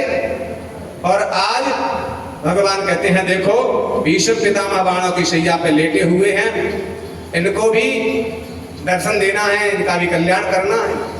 पांडवों से कहा देखो भीष्म पितामह ने राज्य किया है, उनसे जाकर के वरदान ले लो और उसके बाद राज्य करना। पांचों पांडव, द्रौपदी, कुंती सब जाकर के भीष्म पितामह के पास पहुंचे। भीष्म पितामह के चरणों में प्रणाम किया और जैसे ही प्रणाम किया है महाराज हम राजगद्दी पे बैठने जा रहे हैं, राजा के क्या धर्म होते हैं हमको कुछ बता दीजिए। भीष्म पितामह कहते मेरा सर नीचे लटका है, कैसे बताऊं? अर्जुन भीमसेन गए दौड़ के तकिया लेके आए, मना कर दिया छत्री है, जैसा सैया होती है वैसा ही तकिया लगाते हैं। अर्जुन समझ गया, गांडी उठाया और बाणों का ही तकिया लगा दिया, सर में बाण दिया, बाणों का ही तकिया लग गया। आज कहते हैं भीष्म पितामह बाणों की सैया पे लेटे लेटे प्यास लग रही है, जल पिला दो, जीव चिपक रही है। आज विचार करने लगा भीमसेन जी मरने वाले हैं, और मरने वाले को जल नहीं गंगा जल मुंह में डालते हैं, तुलसी जल गंगा जल डालने से मुक्ति हो जाती है। तो सोने के लोटा में गंगा जल लाए, जल नहीं, मरने वाले हो तो गंगा जल पी लो ताकि तुम्हारा उद्धार है। मना कर दिया मैं गंगा जल नहीं पीऊंगा, मैं तो गंगा का पुत्र ही हूँ, गंगा पुत्र हूं मैं, इसलिए मैं इस जल से मेरी कल्याण होने वाला नहीं है। तो आज कौन सा जल पियोगे? अर्जुन समझ गया, गांडी उठाया, बाण चढ़ाया, कान के बगल से जमीन में बाण दिया तो पाताल गंगा का जल प्रकट कर दिया, बाण गंगा प्रकट हो गई और बाण गंगा का जल भीष्म पितामह ने पी करके आज तृप्त हो गए। कहते हैं अर्जुन तेरे जैसा भक्त और तेरे जैसा गुरु शिष्य दुनिया में नहीं है। मन की समझने वाला है, क्या चाहते हैं, तुम्हारी इच्छा हमेशा भगवान पूर्ण करेंगे। और धर्मराज युधिष्ठिर जी से कह रहे सुनो, राजा का क्या धर्म है, राजा का यश संसार में क्यों फैलता है, राजपद किसको मिलता है, किसके भाग्य में होता है, किस कर्म से मिलता है, ये मैं तुम्हें बताता हूँ। तो आज कहने लगे कि दान धर्मान राज धर्मान मोक्ष धर्मान विभाग स्त्री धर्मान भगवान धर्मान समासभ्यास योगतः। अगर तुमको चाहिए कि मेरा यश मेरा वैभव हमेशा समाज में बढ़ता रहे तो सबसे पहला है कि दान करो, दान करने से ही यश बढ़ता है। इसलिए दान करते रहोगे तुम्हारा यश हमेशा बढ़ता रहेगा, ये पहला धर्म है। दान धर्मान राज धर्मान, दान करते रहोगे तुम्हारा यश बढ़ता रहेगा और संसार में तुम्हारा यश बढ़ेगा। और फिर तुम सोचो कि दान करने से हमारा कल्याण हो जाएगा, तो इस इच्छा को मत करना कि दान करने से कल्याण होगा। कल्याण के लिए नहीं कह रहा हूं, यश मिलेगा। दान करने से सिर्फ यश मिलेगा, पुण्य मिलेगा, कल्याण नहीं होगा। तुम महाराज कल्याण कैसे होगा वो बता दो। तो आज कहने सुनो, 3 प्रकार से जीव का कल्याण होता है। कैसे होता है तो उसको बता रहे हैं कि तन पवित्र सेवा किए, धन पवित्र कर दान, मन पवित्र हरि भजन सो होत त्रिविध कल्याण। ये शरीर का कल्याण कब होगा? अपन सोचे गंगा नहाए ले तो हमारा उद्धार है जागो, शरीर पवित्र है जाएगो, नहीं होगा भैया। गंगा नहाने से तन पवित्र नहीं होगा। तो गंगा क्यों नहाते हैं? गंगा इसलिए नहाते हैं, जाने अनजाने में हमसे पाप बन जाते हैं। तो गंगा नहाने से हमारे पाप धुल जाते हैं। शरीर पवित्र नहीं होता, पाप धुल जाते हैं, क्योंकि गंगा को वरदान है, गंगा पापम शशि तापम दैन्यम कल्पतरुष तथा पापम तापम तथा हरति सज्जन संगति। गंगा में नहाने से हमारे जाने अनजाने में जो पाप हैं वो जो धुल जाते हैं, इसलिए गंगा नहाते हैं। तो महाराज ये तन कैसे पवित्र होगा? साबुन लगा लेंगे तो पवित्र है जागो? नहीं होगा। सेंट लगा ले तो पवित्र है जागो? नहीं होगा। तो कैसे होगा? क्या तन पवित्र सेवा किए। अगर शरीर को पवित्र करना है तो अपने गुरु के चरणों की सेवा करो, माता पिता के चरणों की सेवा करो, अपने बड़े बुजुर्गों की सेवा करो। हाथ से सेवा करोगे, चरण दबाओगे, सेवा करोगे तो ही ये शरीर पवित्र होगा। कितना भी पैसा लगा दो, तन पवित्र होने वाला नहीं है। दान करने से तुम्हारा पुण्य बढ़ेगा, यश मिल जाएगा संसार में, लेकिन तन पवित्र नहीं होगा। इस शरीर से सेवा माता पिता की करोगे, गुरु की करोगे, अपने बड़े बुजुर्गों की सेवा करोगे शरीर से, तो ही ये तन पवित्र होगा। तन पवित्र सेवा किए और धन पवित्र कर दान। जो भगवान ने हमको धन दिया है, हमने जो धन कमाया है, ऐसा बताते हैं उसमें से 10वां हिस्सा दान में लगाना चाहिए। हम जो कमा रहे हैं उसका 10वां हिस्सा दान करते रहोगे तो तुम्हारा धन शुद्ध हो जाएगा, क्योंकि पता नहीं कैसा कैसा पैसा आता है। इसलिए उसमें से दान करते रहोगे तो ही तुम्हारा धन पवित्र होगा। नहीं तो धन की 3 गति बताई है। पहली गति कौन सी है? तुलसी बाबा कहते हैं पहली गति क्या है? धन सोई धन्य प्रथम गति जासु।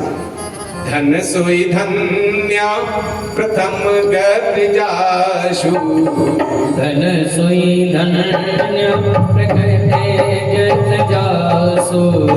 धन सोई धन्य प्रथम गति जासु। धन सोई धन्य प्रगति गति जासु। तुलसी बाबा कहते हैं कि धन सोई धन्य प्रथम गति जासु। पहली गति क्या है? जो तुमने कमाया उसमें से दान में लगा दो, तो तुमने धन का सदुपयोग कर लिया। धन की 3 गति बताई, उपयोग, सदुपयोग और दुरुपयोग। धन की 3 प्रकार से यूज करते हैं संसार में। एक तो धन का उपयोग करते हैं, जैसे जो हमने कमाया, अपने मकान बनवा लिए, गाड़ी ले लिए, घर गृहस्थी में खर्च कर लिया जी, उपयोग हो गया। और एक होता है दुरुपयोग, जैसे धुंधकारी ने अपने आत्मदेव के धन का क्या किया था? दुरुपयोग किया था, व्यसनों में लगा दिया, शराब जुए में नष्ट कर दिया। तो जो धन था उसका दुरुपयोग कर दिया। और एक होता है सदुपयोग, जो हम धन कमा रहे हैं गुरुजी की सेवा में लगा रहे हैं, गुरुजी जो कर रहे हैं उसकी सेवा में समर्पित कर दिया, अपन ने पाठ करा दिया, भागवत करा ली, पुण्य कर दिया, बहन बेटी को दान दे दिया, ये सदुपयोग हो गया। जो हमने कमाया, जो हमारे पास है, उसका सदुपयोग कर लिया।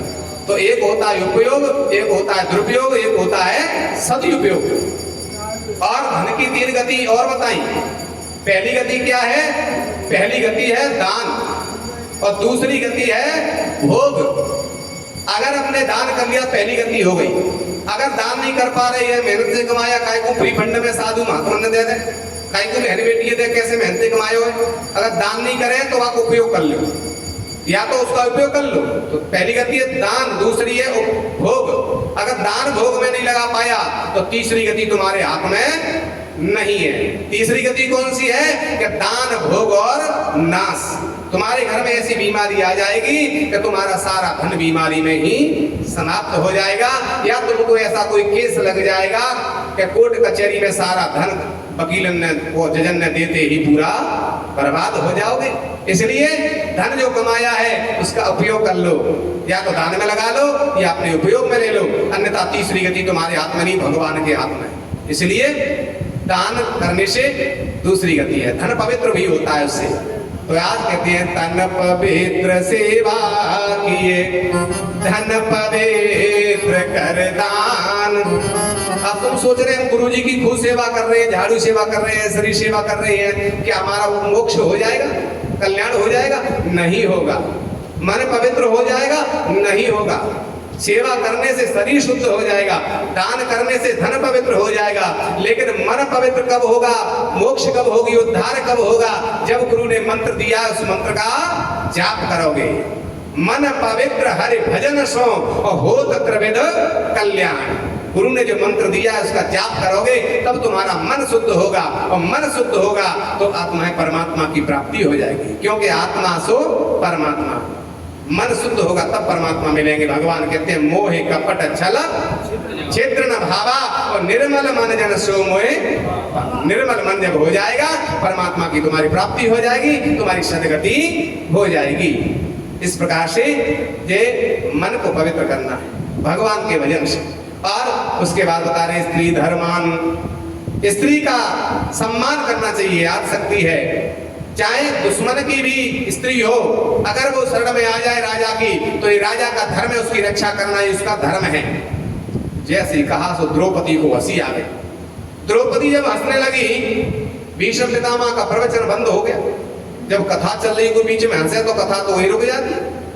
तो महाराज भीष्म पितामह कहते द्रौपदी तुम्हें हंसी क्यों आई? नहीं नहीं महाराज, अब भीष्म पितामह के सामने कोई बोल नहीं पाता था, उनकी किसी की हिम्मत नहीं थी, बड़े के आगे हिम्मत नहीं होती, और गुरु महाराज के सामने बड़े बड़े की हिम्मत नहीं होती। कई लोग खूब बड़े हैं, उम्र में बड़े हैं, पैसे में हैं, लेकिन फिर भी कहते गुरु महाराज ने कह दो हमारी हिम्मत ना पड़े।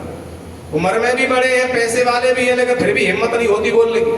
तो हम जैसे छोटे मोटे से कहते तुम कहते, तो हमारी क्या औकात है कि हम बोल जाए? तो महाराज भगवान के सामने, गुरु के सामने, बड़ों के सामने हिम्मत नहीं होते हर व्यक्ति की। भीष्म पितामह के सामने किसी भी कौरव पांडवों में किसी की हिम्मत नहीं कि कोई बोल जाए, खड़ा होकर आंखों में आंख मिला के बात कर सके।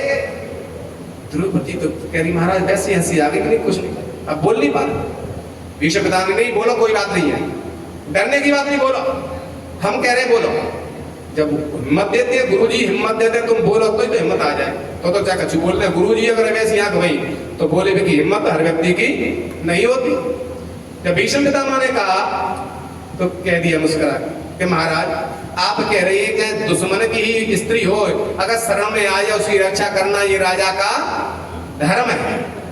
और जब दुशासन मेरा चीर खींच रहा था और तुम सेनापति थे और तुम जो कहते थे कौरव पांडवों में कोई उस तुम्हारी बात को नहीं फेरता, तो उस समय दरबार में तुम बैठे थे, मैंने हाथ जोड़े तुम्हारी ओर, लेकिन दुशासन मेरा चीर खींच रहा था। मैं तो आपके ही वंशगी थी, शत्रु की पत्नी भी नहीं थी, मैंने हाथ जोड़े, तब तुम्हारी ये शरणता कहां चली गई, ये धर्म कहां चला गया था?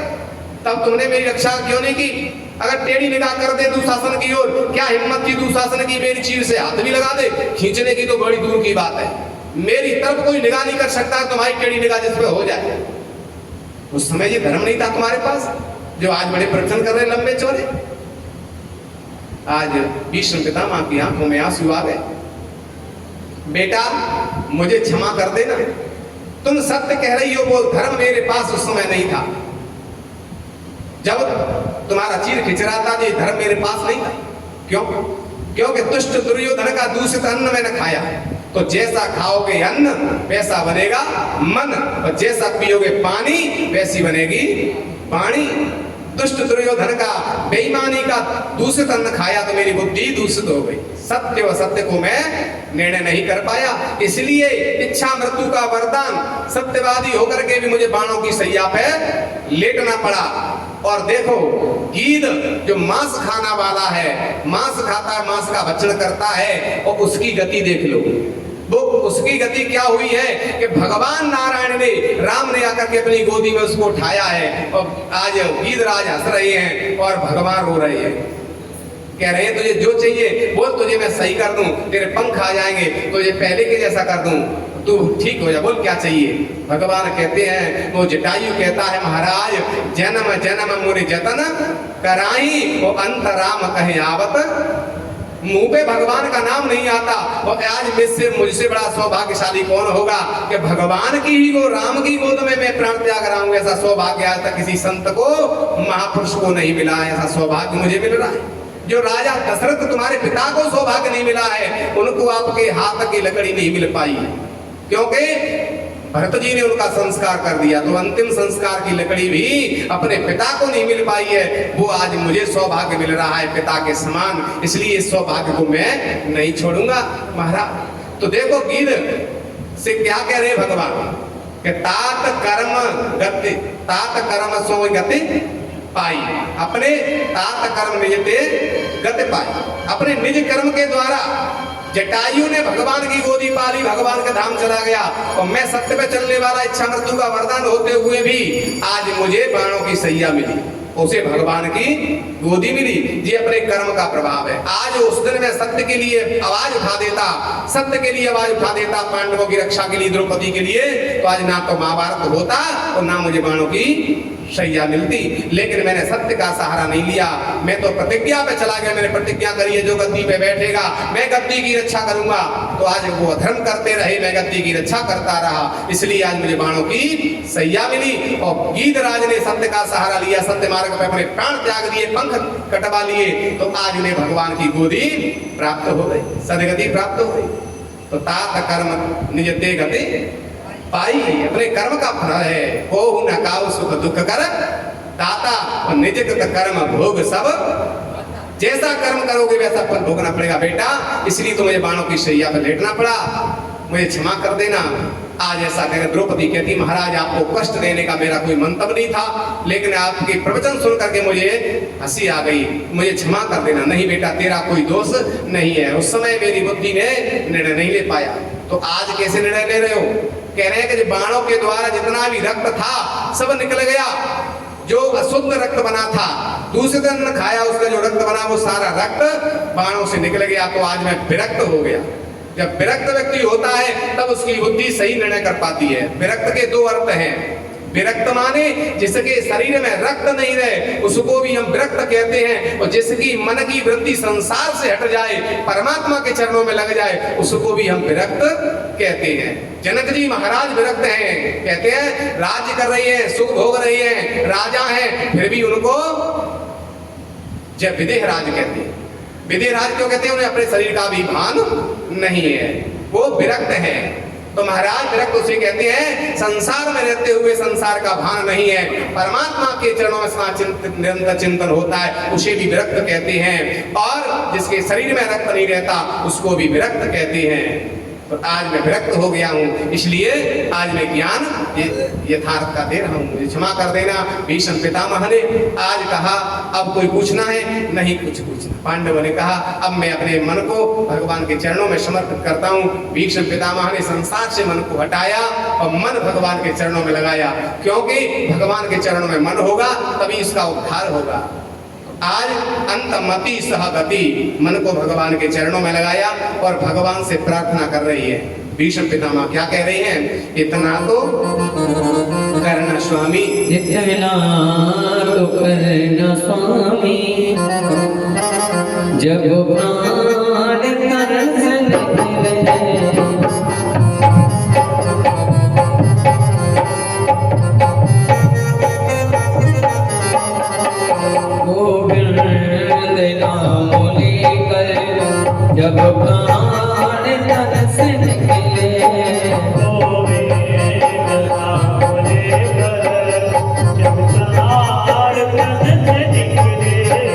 जब कंठ प्राण आवे कोई रोग ना सतावे, जब कंठ प्राण आवे कोई रोग ना सतावे, यमदर सेना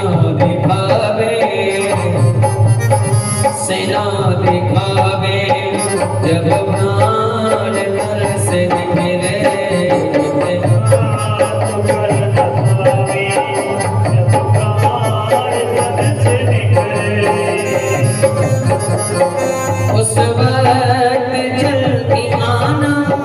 वीर श्याम भूल न जाना उस वक्त जल आना मेरे श्याम भूल न जाना राधा को साथ लाना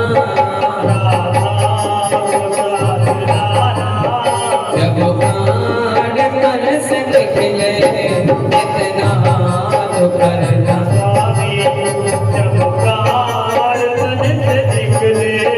पीतांबरी कसी हो होठों में कुछ हंसी हो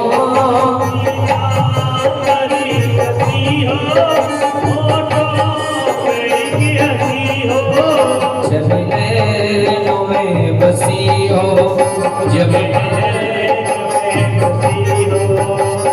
प्राण तन से निकले इतना तो करना स्वामी गोविंद नाम लेकर जब प्राण तन से निकले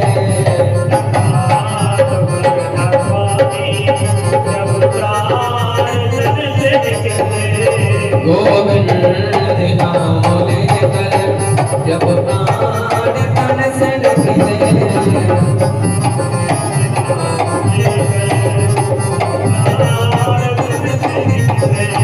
निकला तो करना स्वामी। आज भीष्म पितामह ने संसार से मन को हटा करके भगवान द्वारकाधीश के चरणों में मन को लगाया। अंतमति सहगति, मरते समय मन जहाँ होता है अगला जन्म वही प्राप्त होता है। तो भीष्म पितामह को इच्छा मृत्यु का वरदान था, उनकी इच्छा हुई मरने की, मन भगवान के चरणों में लगाया तो मुकुंद भगवान के चरणों में मन को लगाया। आज भीष्म पितामह को सायुज्य गति प्राप्त हो गई। भीष्म पितामह से ज्योति निकली और जाकर के भगवान द्वारकाधीश के चरणों में समा गई। आज सायुज्य गति भीष्म पितामह को प्राप्त हो गई। पांडव गदगद हो गए भीष्म पितामह की सदगति को देख करके, सायुज्य गति को देख करके। आज पांचों पांडवों ने भीष्म पितामह का जो पार्थिव शरीर था गंगा जी के किनारे उसका संस्कार किया है, तिलांजलि दी है और उसके बाद में संस्कार किए हैं और लौट करके अपने राज्य में आ गए। बड़े प्रेम से पांचों पांडव निवास कर रहे हैं। भगवान द्वारकाधीश ने पांडवों में सबसे बड़े भाई युधिष्ठिर जी महाराज को राजगद्दी पे बैठाला है और उनका राज तिलक किया है, उनको राजा बनाया। सभी प्रसन्न होकर के राजा के राज्य में आज धर्मराज के यहाँ पर युधिष्ठिर जी के राज्य में सभी निवास कर रहे हैं, सभी प्रसन्न हुए हैं। द्वारकाधीश भगवान कहते हैं तुम भी प्रसन्न रहो। द्वारकावासी भी हमारा इंतजार कर रही हैं। भगवान द्वारका में गए, अर्जुन को छोड़ने के लिए गए, बड़े प्रेम से भगवान वहां पहुंचे हैं। सभी द्वारकावासियों को दर्शन दिया, वो भी प्रसन्न है। इधर हस्तिनापुर में सभी हस्तिनापुरवासी भी प्रसन्न हो जाता है। राजा को पा करके बड़े प्रसन्न रह रही हैं। आइए आज की कथा यही भगवान के द्वारकाधीश के चरणों में समर्पित, गुरु महाराज के चरणों में समर्पित। आगे की कथा कल आपके लिए शुरू कराएंगे। ठीक 12 बजे से कथा प्रारंभ हो जाएगी। सभी 11:15 बजे आ जाएं और 12 से 5 का समय भगवान की कथा का है और जितना समय लगे गुरु महाराज की कृपा से। तो आइए आज की कथा गुरु महाराज के चरणों में, भगवान के चरणों में समर्पित। श्रीमद् भागवते महापुराणे अध्याय श्री हरे नमः। बोली वृंदावन बिहारी लाल की, बोलिए सद्गुरुदेव भगवान की। आइए सभी खड़े होकर के भागवत जी की आरती करेंगे। परीक्षित जी आ जाए आरती के लिए। सभी अपने स्थान पर जो जहाँ बैठे हैं वहाँ खड़े होकर के भागवत जी की आरती करेंगे। चंद्रमा मन सो जात जजो सूर्यो अजायत श्रोता द्वादश प्राण से मुखादग्निरजायत। सभी खड़े हो जाए। सीधी भाग्य बिगड़े तेरी आरती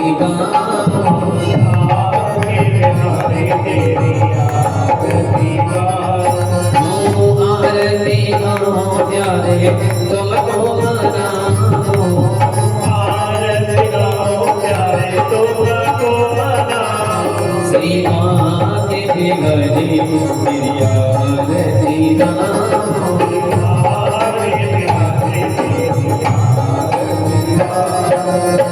मोरे मुकुट तेरे शीश पे सो गए।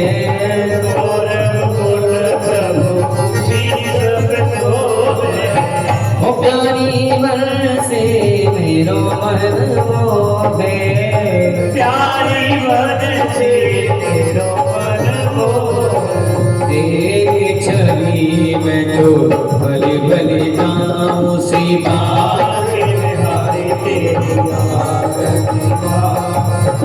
चरणों से लेके है गंगा प्यारी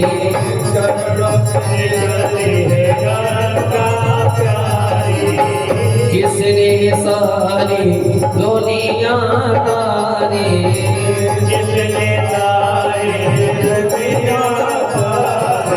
उन्हें चरणों में शीश झुकाऊं सी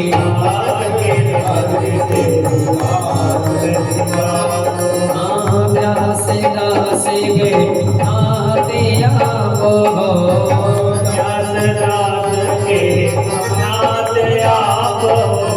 सुख धोके जीवन प्यारे साथ आपो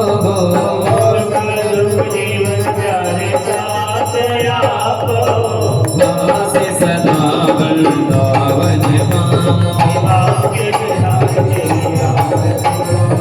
हरि गौरी गौरम करुणावतारम संसार सारम बुद्धिदानम सदा विद्वान वृंदे त्वमेव माता तथा त्वमेव त्वमेव वरदो तथा त्वमेव त्वमेव वीर्या तथा त्वमेव